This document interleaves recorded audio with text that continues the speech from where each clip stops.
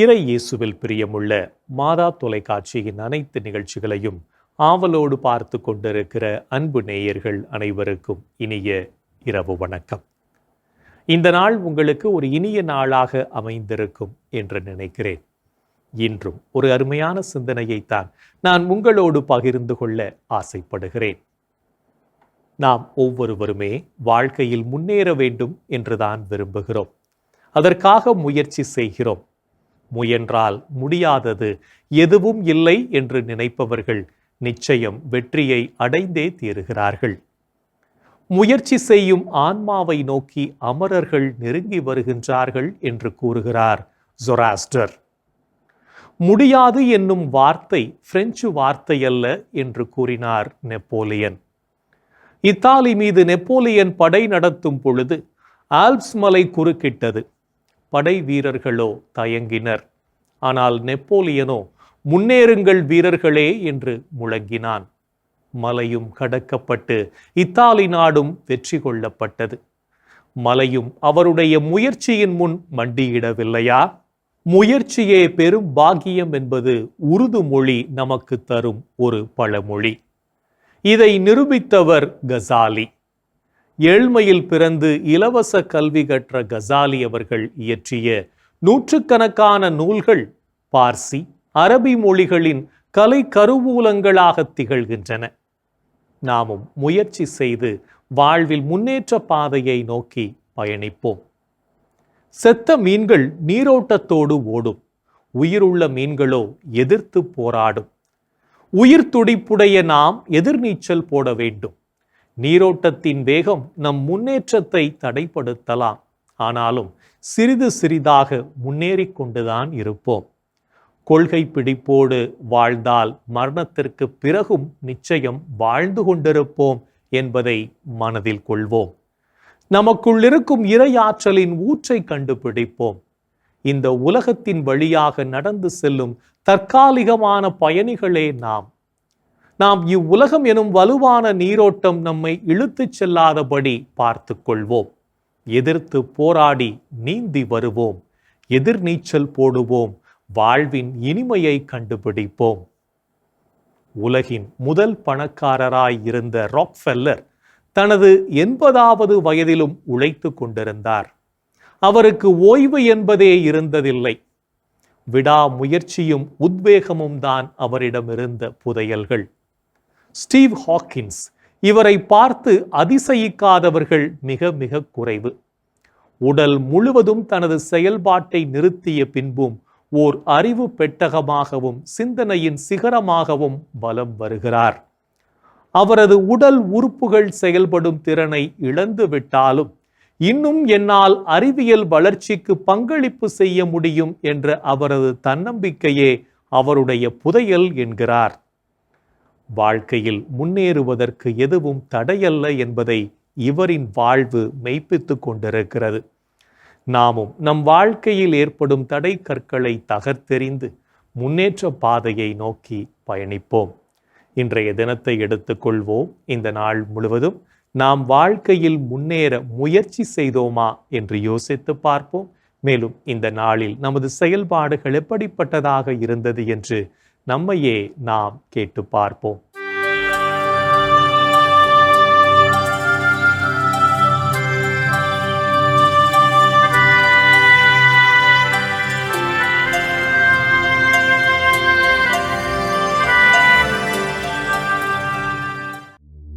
இன்று நீங்கள் உங்கள் வீட்டிற்கு வந்தவரை வரவேற்று உபசரித்தீர்களா? அந்நியரை வரவேற்று விருந்தோம்ப மறவாதீர்கள். இவ்வாறு விருந்தோம்பியதால் சிலர் தாங்கள் அறியாமலே வானதூதர்களை மகிழ்ச்சிப்படுத்தியதுண்டு. இன்று நீங்கள் அளவுக்கதிகமான பொருளாசை கொண்டு வாழ்ந்தீர்களா? பொருளாசையை விலக்கி வாழுங்கள். உள்ளதே போதும் என்றிருங்கள். ஏனெனில் நான் ஒருபோதும் உன்னை கைவிட மாட்டேன், உன்னை விட்டு விலக மாட்டேன் என்று கடவுள் கூறியிருக்கிறார். இன்று நீங்கள் வேலை செய்யும் இடத்தில் தலைவர்களுக்கு கீழ்ப்படிந்து நடந்தீர்களா? உங்கள் தலைவர்களுக்கு கீழ்ப்படியுங்கள். அவர்களுக்கு பணிந்திருங்கள். அவர்கள் உங்களை பற்றி கணக்கு கொடுக்க வேண்டியிருப்பதால் உங்கள் நலனில் விழிப்பாயிருக்கிறார்கள். இன்று நீங்கள் உங்களோடு வேலை செய்பவர்களிடம் ஆள் பார்த்து செயல்பட்டீர்களா?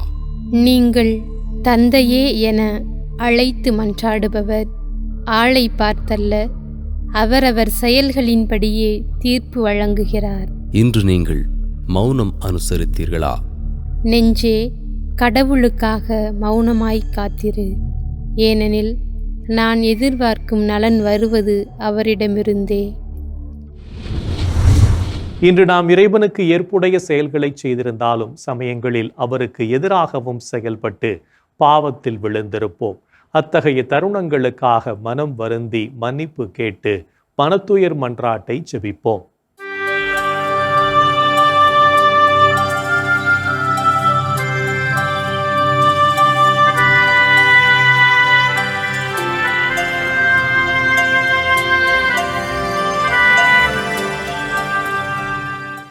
எல்லாம் வல்ல இறைவனிடமும் சகோதர சகோதரிகளே உங்களிடமும் நான் பாவி என ஏற்றுக்கொள்கிறேன். ஏனெனில் என் சிந்தனையாலும் சொல்லாலும் செயலாலும் கடமையில் தவறியதாலும் பாவங்கள் பல செய்தேன். என் பாவமே, என் பாவமே, என் பெரும் பாவமே. ஆகையால் எப்போதும் கன்னியான புனித மரியாவையும் வானதூதர் புனிதர் அனைவரையும் சகோதர சகோதரிகளே உங்களையும் நம் இறைவனாகிய ஆண்டவரிடம் எனக்காக வேண்டிக்கொள்ள மன்றாடுகிறேன். ஆமேன். மனத்துயர் மன்றாட்டை ஜெபித்ததன் வழியாக இறைவனிடமிருந்து மன்னிப்பை பெற்றிருப்போம் என்ற நம்பிக்கையோடு இறை வேண்டலில் இணைவோம்.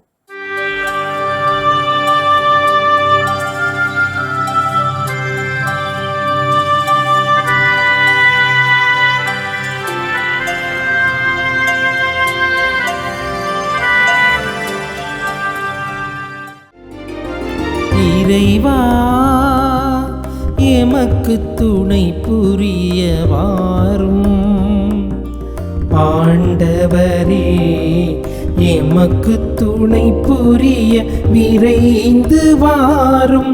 தந்தைக்கும் மகனுக்கும் தூய ஆவியார்க்கும் மாட்சி உண்டாவதாக.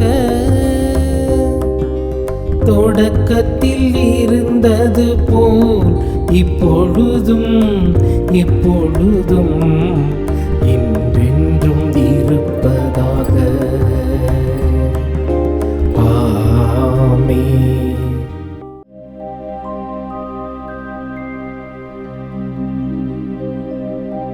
என் ஆண்டவரே, என் கடவுளே, பகலில் கதறுகிறேன்,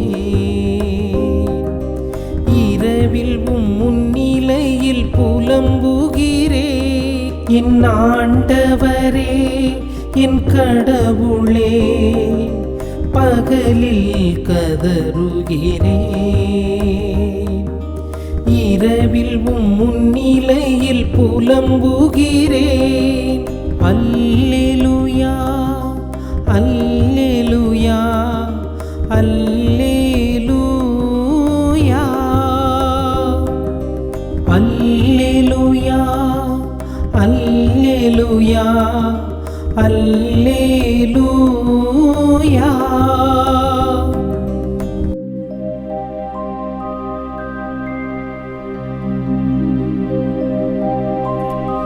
ஆண்டவரே, என் மீட்பின் இறைவா, பகலில் நான் கதறுகிறேன், இரவில் உமது முன்னிலையில் புலம்புகின்றேன்.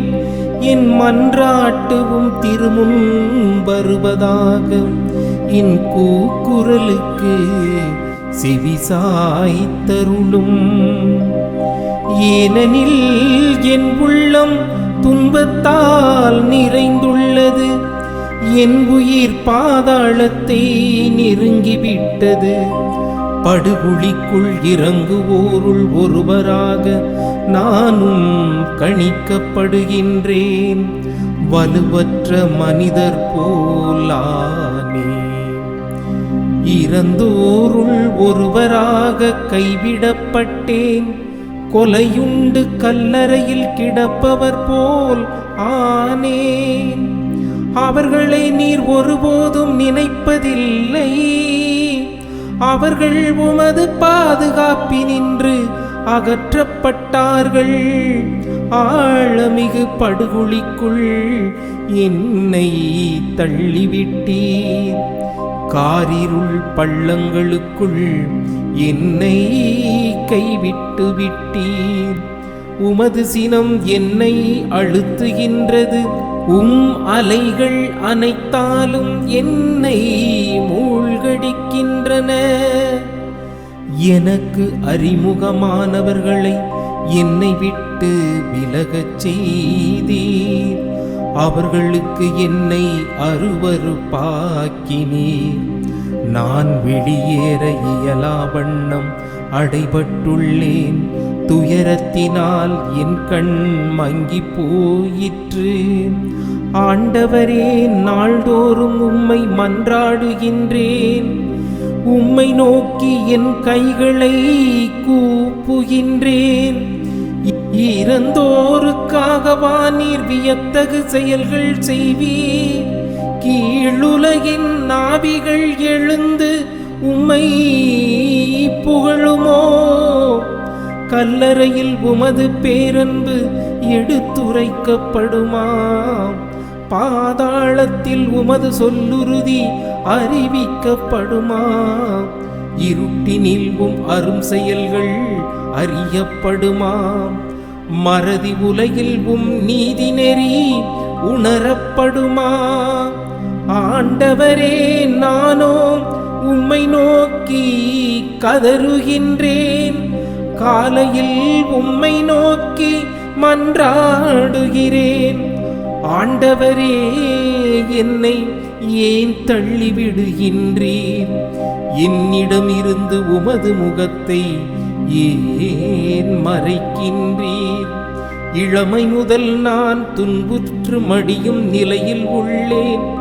உம்மால் வந்த பெருந்தியிலால் தளர்ந்து போனேன். உமது வெஞ்சினம் என்னை மூழ்கடிக்கின்றது. அச்சம் தரும் தாக்குதல்கள் என்னை அழிக்கின்றன. அவை நாள் முழுதும் வெள்ளப்பெருக்கன என்னை சூழ்ந்து கொண்டன. அவை எப்பக்கமும் என்னை வளைத்து கொண்டன. என் நண்பரையும் தோழரையும் என்னை விட்டு அகற்றினீர். இருளே என் நண்பன். தந்தைக்கும் மகனுக்கும் தூய ஆவியார்க்கும் மாட்சி உண்டாவதாக. தொடக்கத்தில் இருந்தது போல் இப்பொழுதும் எப்பொழுதும் என்றென்றும் இருப்பதாக. ஆமென். என் ஆண்டவரே, என் கடவுளே, பகலில் கதறுகிறேன். இரவில் முன்னிலையில் புலம்புகிறேன். என் ஆண்டவரே, என் கடவுளே, பகலில் கதறுகிறேன். இரவில் முன்னிலையில் புலம்புகிறேன். அல்லேலூயா, அல்லேலூயா, அல்லேலூயா, அல்லேலூயா, அல்லேலூயா, அல்லேலூயா.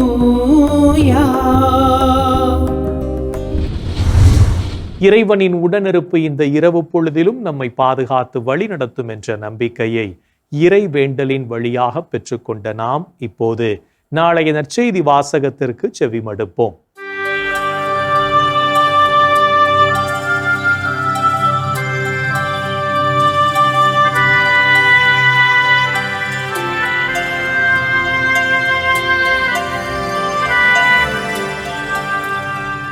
நாளைய திருப்பலி வாசகங்கள். முதல் வாசகம் திருத்துதர் பணிகள் நூலிலிருந்து வாசகம். அதிகாரம் 28. இறை வார்த்தைகள் 16 முதல் 20 மற்றும் 30 முதல் 31 வரை. பதிலுரை பாடல். திருப்பாடல் அதிகாரம் 11. இறை வார்த்தைகள் 4 முதல் 5 மற்றும் 7. யோவான் எழுதிய தூய நற்செய்தியிலிருந்து வாசகம். அதிகாரம் 21. இறை வார்த்தைகள் 20 முதல் 25 வரை. அக்காலத்தில் பேதுரு திரும்பி பார்த்தபோது இயேசுவின் அன்பு சீடரும் பின்தொடர்கிறார் என்று கண்டார். இவரே இரவு உணவின் போது இயேசுவின் அருகில் அவர் மார்பு பக்கமாய் சாய்ந்து கொண்டு, ஆண்டவரே, உம்மை காட்டிக் கொடுப்பவன் எவன் என்று கேட்டவர். அவரை கண்ட பேதுரு இயேசுவிடம், ஆண்டவரே, இவருக்கு என்ன ஆகும் என்று கேட்டார். இயேசு அவரிடம், நான் வரும் வரை இவன் இருக்க வேண்டும் என நான் விரும்பினால் உனக்கு என்ன? நீ என்னை பின்தொடர்ந்து வா என்றார். ஆகையால் அந்த சீடர் இறக்க மாட்டார் என்னும் பேச்சு சகோதர சகோதரிகளிடையே பரவியது. ஆனால் இவர் இறக்க மாட்டார் என்று இயேசு கூறவில்லை. மாறாக, நான் வரும் வரை இவன் இருக்க வேண்டும் என நான் விரும்பினால் உனக்கு என்ன என்றுதான் கூறினார். இந்த சீடரே இவற்றுக்கு சாட்சி. இவரே இவற்றை எழுதி வைத்தவர். இவரது சான்று உண்மையானது என நமக்கு தெரியும். இயேசு செய்தவை வேறு பலவும் உண்டு. அவற்றை ஒவ்வொன்றாக எழுதினால் எழுதப்படும் நூல்களை உலகமே கொள்ளாது என கருதுகிறேன். ஆண்டவரின் அருள்வாக்கு. கிறிஸ்துவே உமக்கு புகழ். ஆண்டவரே, உம் கையில் என் உயிரை ஒப்படைக்கின்றேன்.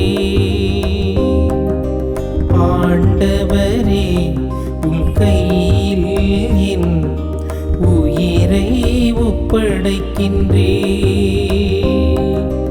அல்லேலூயா, அல்லேலூயா. உண்மையின் ஆண்டவராம் கடவுளே, எம்மை மீட்டவர் நீரே. ஆண்டவரே, உம் கையில் என் உயிரை ஒப்படைக்கின்றேன். அல்லேலூயா, அல்லேலூயா. தந்தைக்கும் மகனுக்கும் தூய ஆவியார்க்கும் மாட்சி உண்டாவதாக.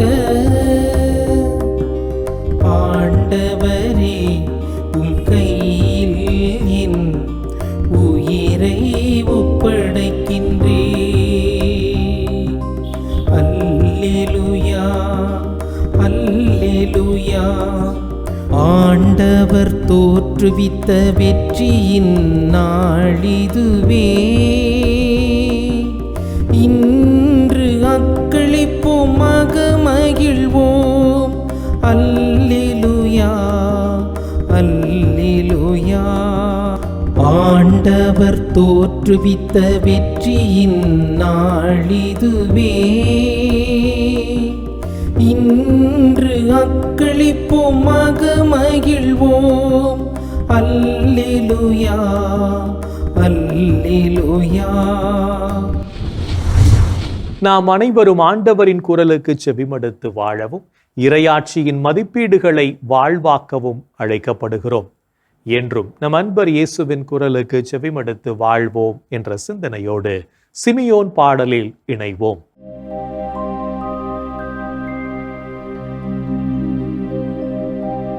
ஆண்டவரே, நாங்கள் விழித்திருக்கும் போது எங்களை காத்தருளும்.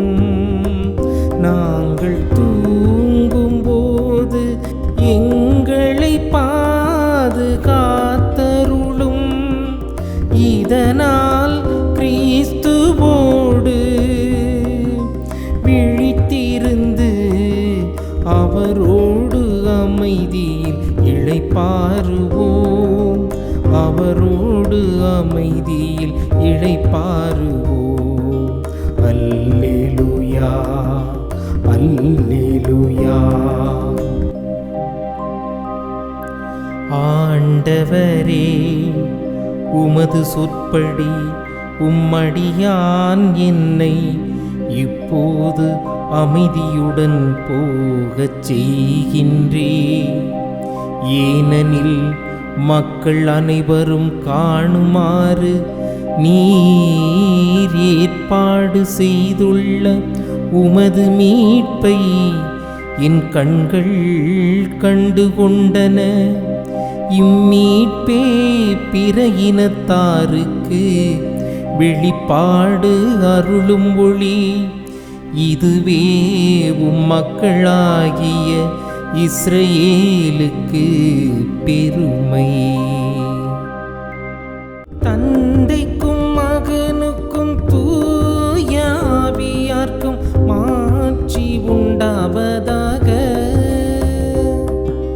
தொடக்கத்தில் இருந்தது போல் இப்பொழுதும் எப்பொழுதும் என்றென்றும் இருப்பதாக.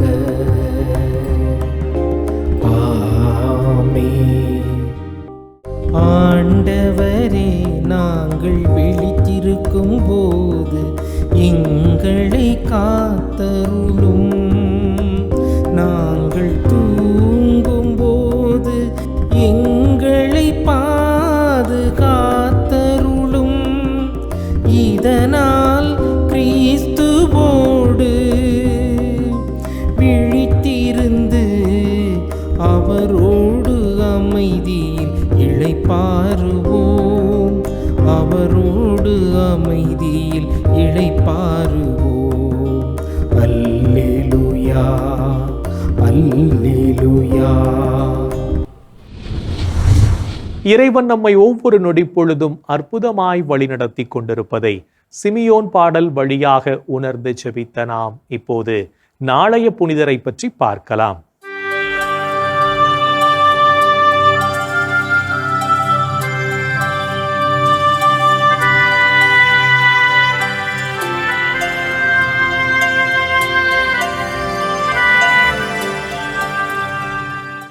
மே 23 புனித ஜேன் அன்டைட் தௌரட். பிரான்ஸ் நாட்டிலுள்ள பெசான்கோன் பகுதியில் வாழ்ந்த ஏழை பெற்றோருக்கு கிபி 1765 ஆண்டு நவம்பர் 27 நாள் பிறந்தார் ஜேன் அன்டைட் தௌரட். 16வது வயதில் தன் தாயாரை இழந்த ஜேன் தன் தந்தையின் அரவணைப்பில் இறைபக்தியோடு வளர்ந்தார். தன்னை குருவாக இறைவனுக்கு அர்ப்பணிக்க விரும்பிய ஜேன் அன்டைட் தௌரட் கிபி 1787 ஆண்டு தன் 22வது வயதில் சேரிட்டி ஆஃப் சென்ட் வின்சென்ட் தே பவுல் துறவற சபையில் அருட்சகோதரியாக அருட்பொழிவு பெற்றார்.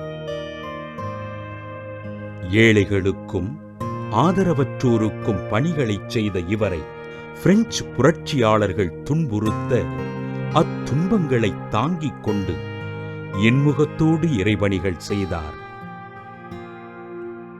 பிரெஞ்சு புரட்சியின் காரணமாக சுவிட்சர்லாந்திற்கு சென்ற இவர் மாணவர்கள் கல்வி பயில கல்விச் சாலையும் நோயுற்ற மக்கள் பயன்பெற மருத்துவமனையினையும் கட்டி எழுப்பினார். சமூகத்தில் புறந்தள்ளப்பட்ட மக்களை தலைநிமிரச் செய்வதற்காக பணிகளைச் செய்த ஜேன் தன் பணி தொடர்வதற்காக டாட்டர்ஸ் ஆஃப் வின்சென்ட் தே பவுல் துறவற சபையினை தொடங்கினார். கிபி 1819 ஆண்டு முதல் இத்தாலி நகரில் வாழ்ந்த ஜேன் அன்டைட் கிபி 1826 ஆண்டு ஆகஸ்ட் 24 நாள் விண்ணகமடைந்தார்.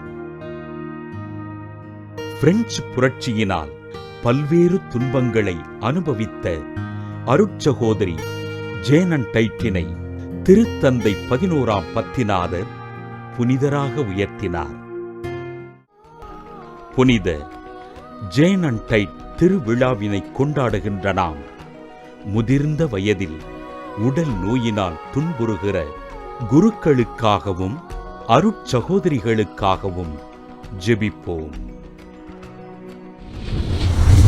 புனிதர்கள் ஒவ்வொருவரும் தங்களது வாழ்க்கையின் மூலம் இறைவனுக்கு சான்று பகர்ந்து வாழ்ந்தவர்கள் என்பதை உணர்ந்தவர்களாய் நாமும் அவர்கள் வழியில் வாழ்ந்து இறை வழியில் பயணிப்போம் என்ற நம்பிக்கையோடு நாளைய தினம் நாம் பணி செய்யும் இடத்தில் உள்ளவர்களிடம் அன்பான வார்த்தைகளை பேசுவோம். என் அன்பு சகோதரனே, சகோதரியே, கடவுளின் மாபெரும் செயல்களை எண்ணி பார்ப்போம். இன்று காலை நாம் எழுந்ததிலிருந்து இதோ இந்த இரவு நேரத்திலே தூங்கப் போகும் வரை நாம் அநேக நன்மைகளை கடவுளிடத்தில் நாம் பெற்றிருக்கிறோம். நாம் நன்றியுள்ள பிள்ளைகளாக கடவுளை போற்றி புகழ்வோம். இன்றைய தினத்திலே பிரிந்து கிடக்கின்ற குடும்பங்களுக்காக நாம் மன்றாடுவோமா? எங்கள் அன்பை உருவானே ஆண்டவரே, குடும்பமாக மனிதனை நீர் படைத்தீர். அவன் குடும்பமாக வாழ வேண்டும் என்று நீர் ஆசைப்பட்டீர். ஆமேசுவே, திருக்குடும்பமாக வாழ்ந்து இந்த குடும்பத்தினுடைய மேன்மையை நீர் எங்களுக்கு உணர்த்தி இருக்கிறீர். ஆண்டவரே, இன்றைக்கு சுயநலத்தினால், பலவிதமான கௌரவ பிரச்சனைகளினால், தான் பெரியவன் தான் பெரியவள் என்ற எண்ணங்களினால் குடும்பங்கள், அநேக குடும்பங்கள் பிரிந்து போய் கிடக்கின்றன. இந்த அவல நிலையை, இந்த கவலையான நிலையை நாங்கள் எண்ணி மனம் வருந்துகிறோம். ஆண்டவரே, என் பிள்ளைகளை நீர் ஆசீர்வதியும் ஐயா. குடும்பத்தின் மேன்மை நீர் என் பிள்ளைகளுக்கு உணர்த்தும்படியாய் கேட்கிறோம். இந்த குடும்பங்கள் எல்லாம் இணைந்து உமக்கு சான்று பகரக்கூடிய, உமக்கு சாட்சியம் பகரக்கூடிய, உம்மை மகிமைப்படுத்தக்கூடிய நேரத்தை நாளை நீர் விரைவில் எங்களுக்கு தாரும். பிரிந்து போயிருக்கின்ற ஒவ்வொரு குடும்பத்தையும் நீர் இணைக்க வேண்டும். அவர்கள் மனமாறி மீண்டுமாய் ஒன்று சேர வேண்டும் என்று நாங்கள் இந்த நேரத்திலே உருக்கத்தோடு கண்ணீரோடும் ஜெபிக்கிறோம். எங்கள் அன்பு தாயே, ஆரோக்கிய அன்னையே, உமது பிள்ளைகள் இவர்களுக்காக பரிந்து பேசுங்கள் அம்மா. இந்த ஜெபங்களை எல்லாம் எங்கள் ஆண்டவராகி இயேசுவே உமது வல்லமையான திருநாமத்தின் வழியாக உம்மை கெஞ்சி மன்றாடுகிறோம். ஆமென். என்று வாழும் உயிருள்ள இறைவன் தந்தை, மகன், தூய ஆவியார் நாம் அனைவரையும் நிறைவாக ஆசீர்வதிப்பாராக. ஆமென். இந்த ஜெபத்தின் வழியாக இறை அன்பிலும் அரவணைப்பிலும் நாம் நலமோடு வாழ்ந்து கொண்டிருக்கிறோம் என்பதை உணர்ந்திருப்போம். இறை ஆற்றலும் வல்லமையும் என்றும் நம்மில் தங்கும். அன்னை மரியாவும் நமக்கு உதவிகள் செய்வார் என்ற நம்பிக்கையோடு அவரின் துணை வேண்டி இந்த நிகழ்வை நிறைவு செய்யலாம். Good night.